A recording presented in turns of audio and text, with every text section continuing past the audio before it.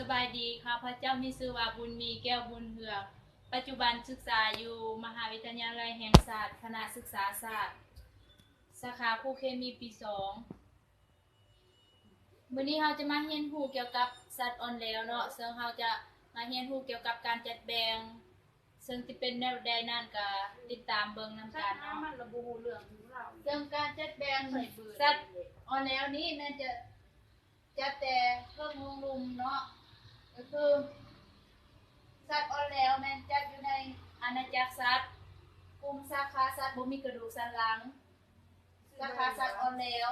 ซึ่งสัตว์อ่อนแรงนี่จะประกอบมีอยู่7เหล่าด้วยกันเนาะก็คือ1ก็คือสัตว์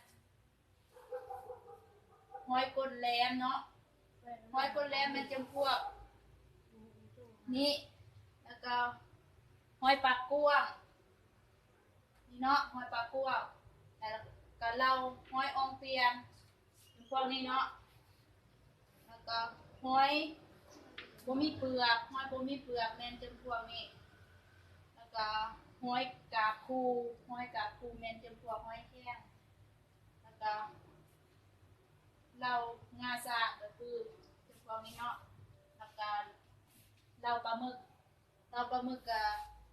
คือมีแต่ปลาหมึกอยู่ในทะเลนั่นแหละเนาะอันนี้มันการจัดแบ่งต่อไปแม่นเราจะมาข่าวเกี่ยวกับการ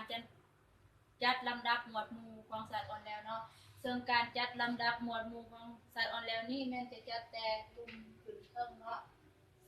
ก็คือ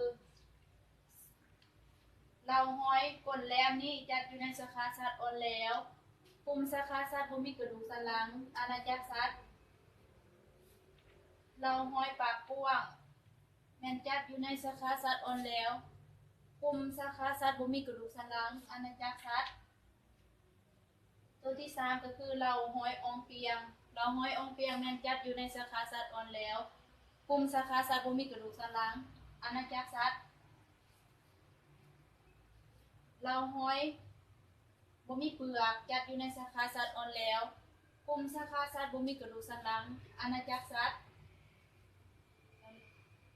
เราที่5เนาะห้อยกาบคูจัดอยู่ในสาขาสัตว์อ่อนแรงกลุ่มสัตว์บ่มีกระดูกสันหลังอาณาจักรสัตว์6เรางาซากจัดอยู่ในสาขาสัตว์อ่อนแรงกลุ่มสาขาสัตว์บ่มีกระดูกสันหลังอาณาจักรสัตว์7ก็คือเราปลาหมึกก็จัดอยู่ในสาขาสัตว์อ่อนแรงกลุ่มสาขาสัตว์บ่มีกระดูกสันหลังอาณาจักรสัตว์ส่วนการจัดแบ่งหมวดหมู่ของสัตว์